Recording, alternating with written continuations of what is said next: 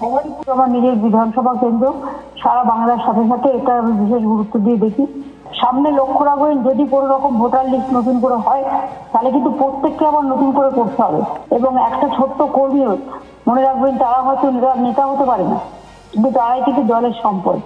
তৃণমূল কংগ্রেসের দলের সম্পদ কিন্তু ওয়ার্কার্সরা। আমি দেখছি অনেক এলাকায় গরিব মানুষের বস্তি ভেঙে দিয়ে বড় বাড়ি তৈরি হচ্ছে। আমি এটাকে সাপোর্ট করি না। আমাদের ভোটারদের আপনারা তাড়িয়ে দিচ্ছেন, এবং এক্ষেত্রে কি হচ্ছে, আমরা তো এখানে বাংলার বাড়ি করে দিতে পারি। ভবানীপুরটা পুরো আউটসাইডারদের দিয়ে ভরিয়ে দেওয়া হচ্ছে, যারা হঠাৎ করে বাইরে থেকে এসে টাকা খরচ করে জায়গা কিনে বাড়ি তৈরি করে কাউকে কিছু টাকা দিয়ে লোকালি বেরিয়ে চলে যাচ্ছে। এবং সেক্ষেত্রে আমরা কেন এটা বুঝবো না যে আগে আমার দল, আগে আমার মানুষের সম্পদ, আগে আমার গরিব মানুষ, আমাদের সব সোসাইটির সাথেই মিশতে হবে।